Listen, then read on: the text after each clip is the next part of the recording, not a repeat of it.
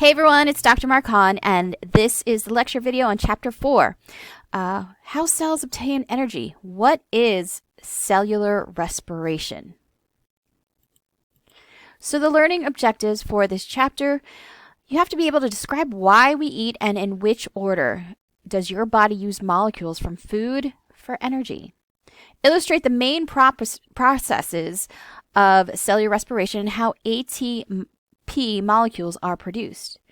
Analyze a case study related to cellular respiration and solve problems based on scientific data. So what happens to the human body if it doesn't get enough to eat, especially during their early years of life? We know that malnutrition is the #1 killer of children throughout the world. We're fortunate that we live in the United States. However, there are still children in this country and in countries all around the world that are not getting the proper amount of nutrition.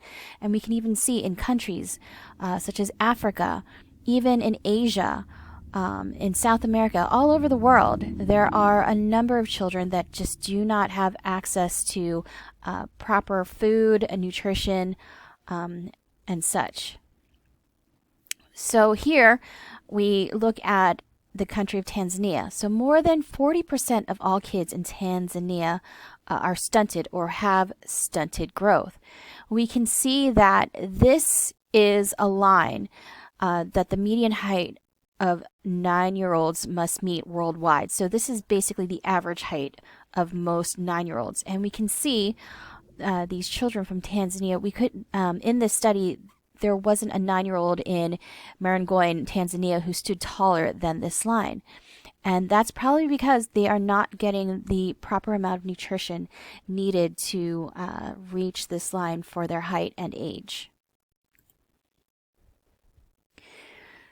So there was a program called the Peanut Butter Project, which used ready-to-use therapeutic food.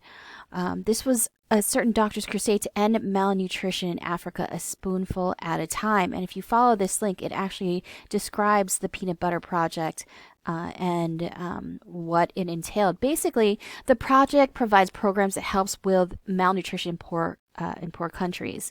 The specific country that they looked at was Malawi.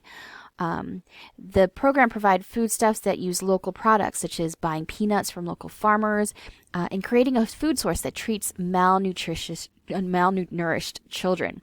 Provides clinics for women and children that will screen for malnutrition. Basically, they measure arm width, and then they'll follow up with these patients over time after treating with the RUTF, or the ready-to-use therapeutic food. So the program also provides follow-up to see if the treatments are working, if there's any progress that was made. So if you guys have some time, take a look at this YouTube video to learn more about this program. So what is food, and why do we have to eat? The reason is we are heterotrophs. So heterotrophs are organisms that cannot make its own food. It has to find outside sources like plants and animals for nutrition. We are consumers, not producers. So most foods contain all the macromolecules that we need in order to perform our normal daily functions. Fruits and vegetables, meats, dairies, grains, fats that we get from butter, butter, oils. These do contain everything that we need in order to survive.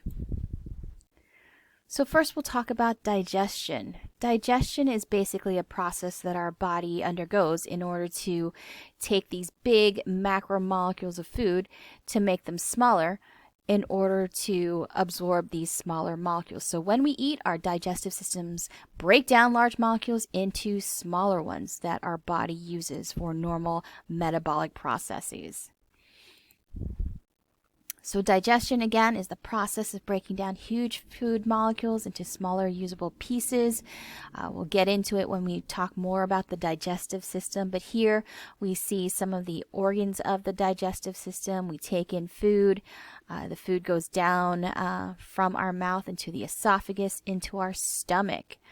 And we can see that we have different molecules of food. We have carbohydrates, we have proteins, we have fats that are then broken down by specific enzymes in our GI to make them into smaller pieces. And we know that our stomach provides acids such as hydrochloric acid to further break down this food so that once it hits the small intestine, these smaller molecules can be further broken down and then absorbed by the small intestine.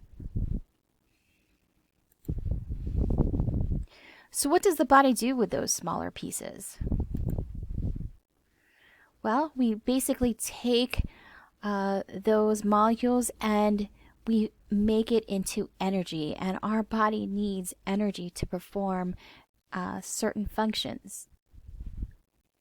So all these macromolecules are broken down into smaller molecules that the cell will use to basically make energy. And again, raw materials that the body would need. So we have essential nutrients that must be obtained from an animal's diet. So for example, we have essential amino acids for adults, and we have 8 essential amino acids. We have methionine, valine, threonine, phenylalanine, leucine, isoleucine, tryptophan, and lysine. So we can't make these amino acids. But we know that we can get them from specific foods such as beans and legumes, as well as corn and other grains. And we know that amino acids are the building blocks for proteins, and the body does need proteins.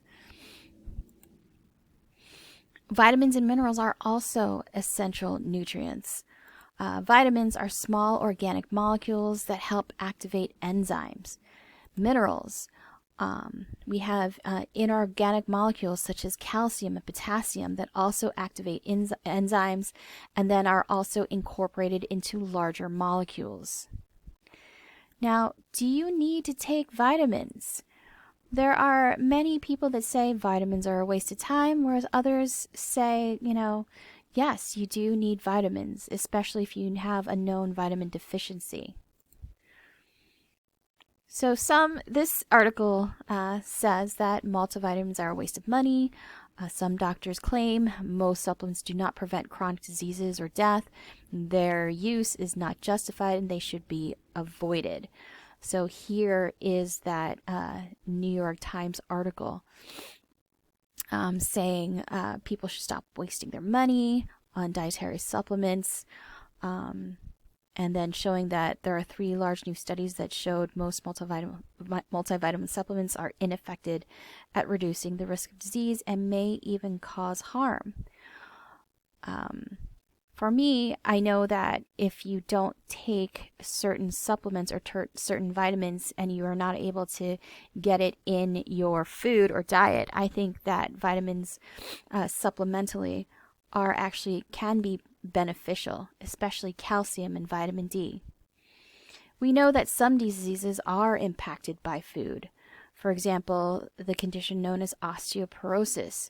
This is due to a thinning of bones, basically due to a decreased density. And we know that bones are made primarily of the molecules of calcium and phosphorus, or those minerals. So here we can see a normal bone matrix with the trabeculae and the bony structures. And here we see large holes within that bony matrix. So especially if you're deficient in calcium and phosphorus and vitamin D, I do recommend that we take in those supplements just to prevent conditions such as osteoporosis. Especially with women. We know that women do need more calcium and vitamin D, especially after a certain time known as menopause. This is when the effects of estrogen decrease, so women are more prone to conditions like osteoporosis. So, why do we eat? Is it A, to obtain material to build molecules the cells need, such as enzymes, to obtain molecules for energy, Or C, to obtain essential nutrients? Or D, all of the above? Of course, we know it's D, all of the above.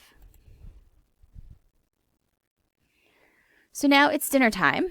You are starving, and you realize that you haven't had anything to eat since yesterday, which would be weird, but hopefully you have enough time to feed yourself. But in the case that you make it to dinner time and haven't eaten anything all day, what food molecules have you been using for energy in place of those skipped meals?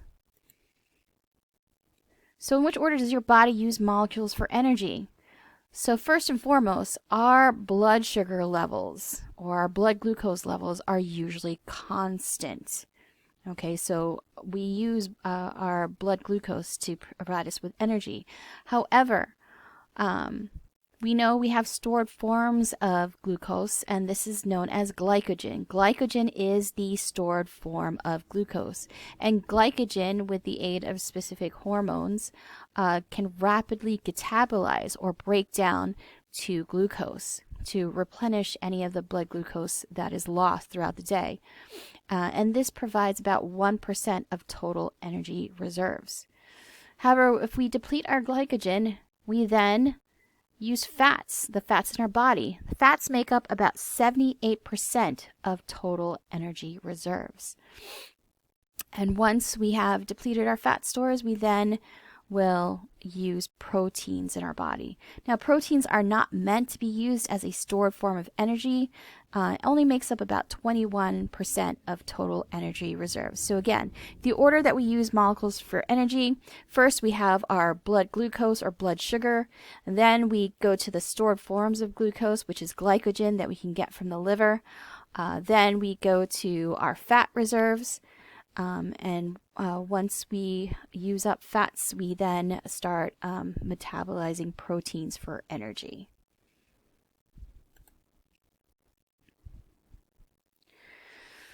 So now we go on to the next learning objective. Illustrate the main processes of cellular respiration and how ATP molecules are produced. So how is the energy in food converted into useful energy? So how do we go from eating avocados here to form the ATP that our body needs? So nutrition is a lot like this picture, this analogy. You have to expend energy in order to get this rock to the top of the hill. You get a lot more energy in return as the boulder falls. You want to build a cabin, you need to knock down the old barn. So the boulder in the present position represents food. Not much energy is used in this state. So as we can see, you have to expend energy to get that boulder up to the top of the hill. And then once you get it to the top of the hill, it can easily roll down to the bottom hill to knock down the old barn so that you can build a new cabin. So what is metabolism? Metabolism are all reactions in your cells needed to keep you alive. I know this looks very confusing with all the different processes and all the factors, but we can see, this is, all of these make up your metabolism. We have two types of chemical reactions for metabolism. We have a catabolic reaction. This is a bond-breaking reaction, basically breaking down molecules. So this breaks food molecules down. And then we have an anabolic reaction. This is a bond-forming reaction where cells are built up, so building new cell molecules.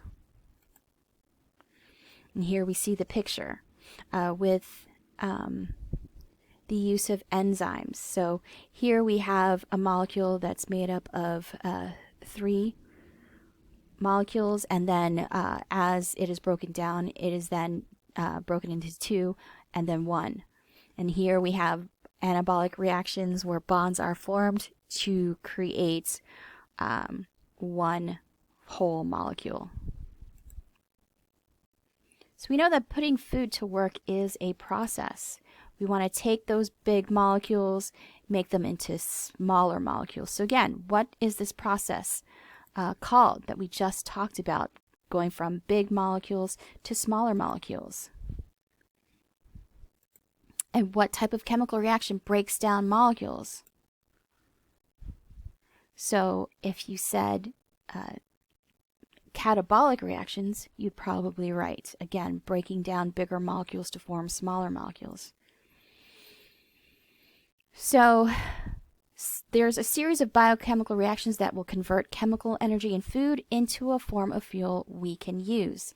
And this is essentially what is cellular respiration.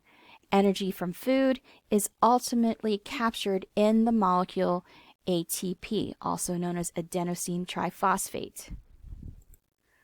So cells will use this ATP to carry out energy requiring functions. So how much ATP is your body using? Well, about 68 million ATPs per cell per second. And if you think about it, how many cells do we have in our body? A lot. Say what? So this is what an adenosine triphosphate molecule looks like. So our ATP, this is the molecule that cells use to provide energy requiring functions. So we have a phosphate group, and then we have the adenine. So triphosphate means 3.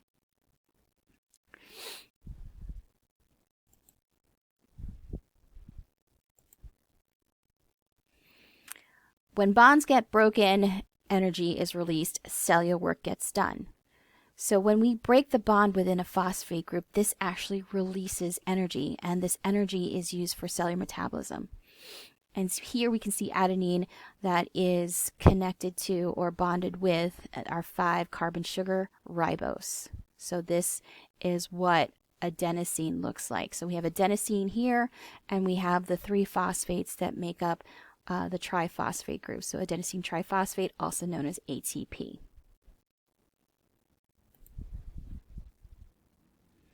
So what is work? What is this function that requires energy? Work is the capacity to cause change. Now, what kind of work does a cell have to do? You know, we have different functions within our body that do require ATP. We talked about transport mechanisms when we talked about cells. We know that active transport requires ATP or energy. So we can see that some cells have structures that provide movement. And in order to move, they need ATP for energy. Here again is an example of that active transport that requires ATP in order for molecules to be pumped from an area of low concentration to an area of high concentration, again, requiring ATP. When we want to go from a substrate to a product that requires an enzyme, sometimes this also requires ATP. So most things your cell does require energy. To do mechanical work, to do transport work. And remember, active transport, again, active requires energy, requires ATP. And also, ATP is required for enzyme work. We know that putting food to work is a process. Again, we're taking these big macromolecules to make smaller molecules. And from here, the smaller molecules will undergo a series of biochemical reactions that will convert chemical energy in food into a form of fuel we can use. And this is what essentially is the idea of cellular respiration. And we'll finally get to talk about these reactions. And again, once we are able to transport that chemical energy in food into a form of fuel we can use, this energy is captured in a molecule of ATP, and cells will use this ATP to carry out energy requiring functions.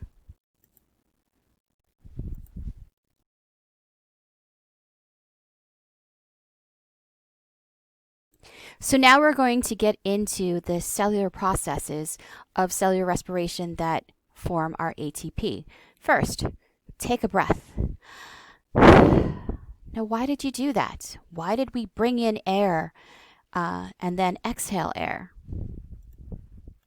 So breathing is related to cellular respiration. Breathing is gas exchange between blood and air in our lungs, in our pulmonary circuit.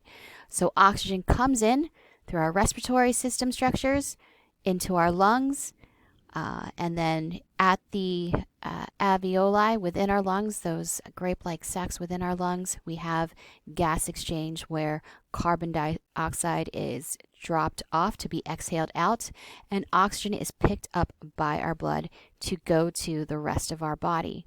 And we actually have muscle cells within our body that aid in this respiration. So breathing air in, again, helps with cellular respiration. So cells must exchange gases with their surroundings.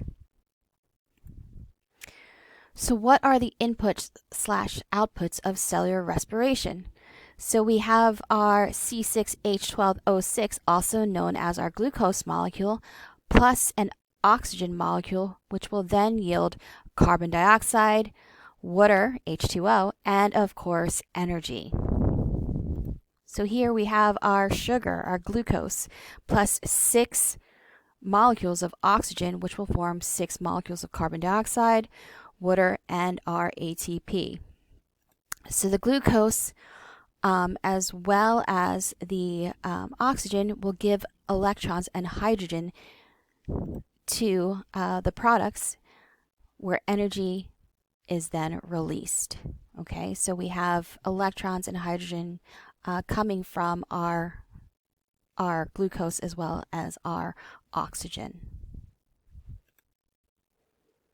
So energy from catabolism is used to make ATP. Now, who remembers what catabolism is? Catabolism is a process where products are broken down. So we have our glucose plus our water, which is then broken down to form carbon dioxide, water, and energy. So here's our food, which we will then use to make ATP. So then we'll discuss the who and where of cellular respiration. So who does it? All of us, all organisms. Some can do it without oxygen, while others do need oxygen to perform this process. So others like us do need oxygen. So where in animals does this occur? Mostly in the mitochondria, but some of this process does take place in the cytoplasm of cells. So remember, during lab we had the case of the toxic flea dip. The little girl who used the flea dip on her pet, and we talked about the drug that affected and caused her symptoms. We know that the flea dip contained a specific pesticide called rotenone, and rotenone somehow affected the processes that allow the body and allow the cells to take or to make ATP. So please review that lab information. So looking at the inputs, outputs of cellular respiration, again, we have glucose plus oxygen, which are then catabolized to form carbon dioxide, water, and energy. So we're going to look at the 4 main steps of this process. So we know that glucose gives electrons and hydrogen. And then with our oxygen, we know that oxygen likes electrons. Remember the H bonds in water. So we are going to take a look at this process and how energy, or how these are used to form ATP and allow for the release of energy. So first step we're going to talk about is the aerobic cellular respiration portion, specifically glycolysis, that occurs in the cytoplasm. So if you see the word aerobic, that means it requires oxygen. So a glycolysis can be defined as a series of reactions that will break down sugar into smaller molecules called pyruvate acid or pyruvic acid. So this process will produce 2 ATP and NADH. Okay, so we start off producing ATP right away in glycolysis. So here we have glucose, and this process again occurring in the cytoplasm to produce 2-ATP as well as NADH. And we also have other products of glycolysis. We know that electron carriers carry energy. As glucose is being broken down, energy is released. We saw those 2-ATP being released. Carrier molecules will capture energy and take it to the last step of cellular respiration, which is the electron transport chain. Now, the main carrier molecule, which we saw was a product of glycolysis, was NADH. Again, this carrier molecule will carry energy.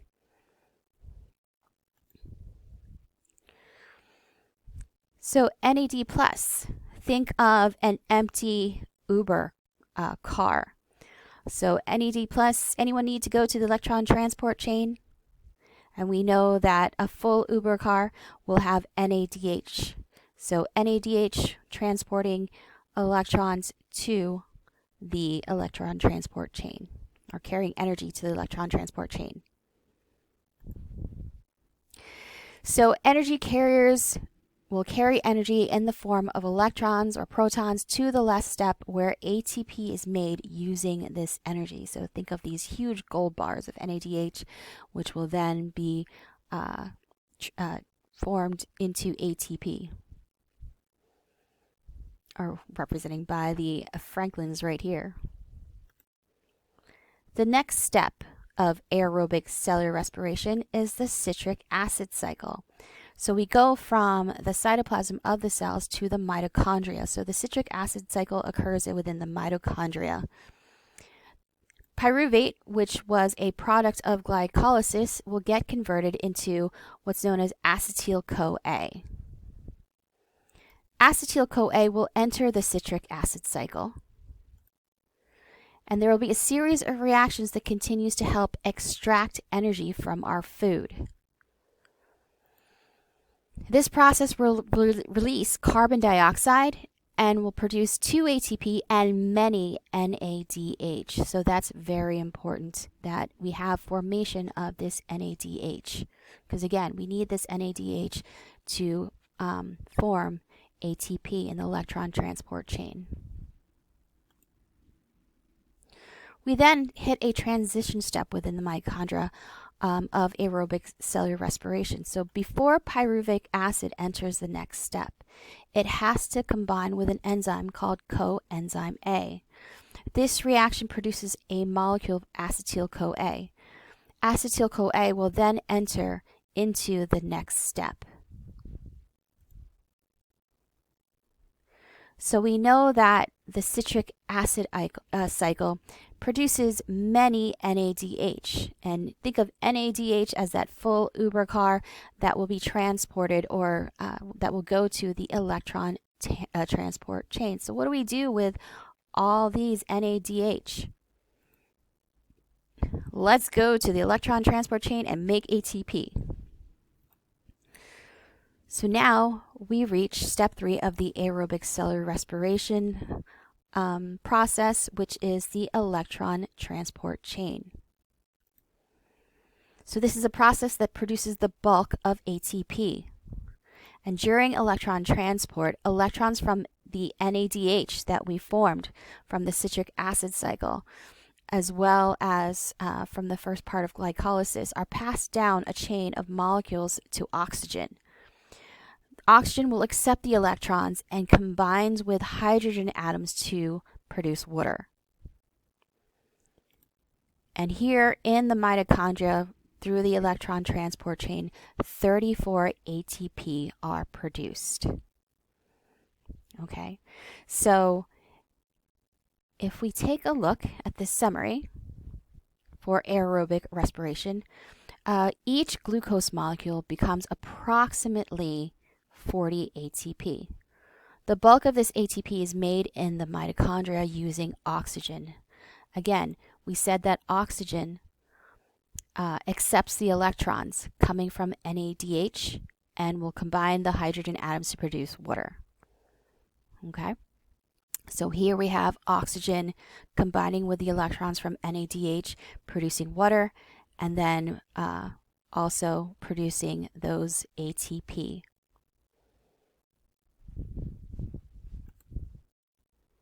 Cells can also burn fats and amino acids for fuel during aerobic respiration. These will actually enter into the citric acid cycle. So products of glycolysis, or our small sugars, or breakdown products of amino acids and fats will enter via the citric acid cycle to produce ATP, as well as our molecules of dioxide. And here is a great YouTube video by the Amoeba sisters explaining cellular respiration and the mighty mitochondria. So I would definitely check out this video to help you better understand those processes. Now we go into anaerobic respiration. So AN means without. So anaerobic respiration is actually respiration that occurs when no oxygen is available to the cell. This is also known as fermentation. Now, because there is no oxygen present, much less ATP is produced than in aerobic respiration. An example of fermentation is our lactic acid fermentation. This occurs when there is a high level of activity, such as exercise, whereas breathing doesn't supply enough air for your cell's activities. So because there's not enough activity present, or enough oxygen present, we don't form as much ATP. And what occurs is what's known as a lactic acid buildup. This is what causes those cramps in our muscles after we've been running or swimming or doing any sort of exercise for a long time, after we've depleted oxygen, and our oxygen concentration kind of decreases. So we have a lactic acid buildup. Now, lactic acid buildup, or lactic acid fermentation, is actually a process that helps make foods such as our yogurts, some of our cheeses. So lactic acid can be a good thing, but not when we're exercising. Another form of fermentation is alcoholic fermentation. Again, in the presence, it's a type of anaerobic fermentation where oxygen is not present. We are able to make alcohol in the presence of bacteria and yeast, and it's a process that is used in baking as well as the brewing, like brewing of beer, industry. So the yeast that we use in this process produces carbon dioxide gas during fermentation to help make dough rise and also give bread its holes. Now we know that bacteria within our gut also goes through the process of fermentation. It plays a very important role in the digestive system of animals, helps break down molecules by taking undigested material for their needs. And without these bacteria, we'd be unable to fully digest our food. So gut bacteria is actually a good thing. That's why we normally recommend taking probiotics. So these are naturally occurring bacteria that helps with digestion within our gut, within our digestive system. So this is a New York Times article that kind of highlights how bacteria in your gut can help maybe explain your mood, when bacteria can help with digestion of your food, and how this has an effect on a person's mood. So that's it for chapter 4 on cellular respiration. And make sure you guys understand the different processes in aerobic respiration in the presence of oxygen, the steps that are completed in order to take glucose and oxygen in order to form carbon dioxide, water, and of course our ATP that cells need for energy.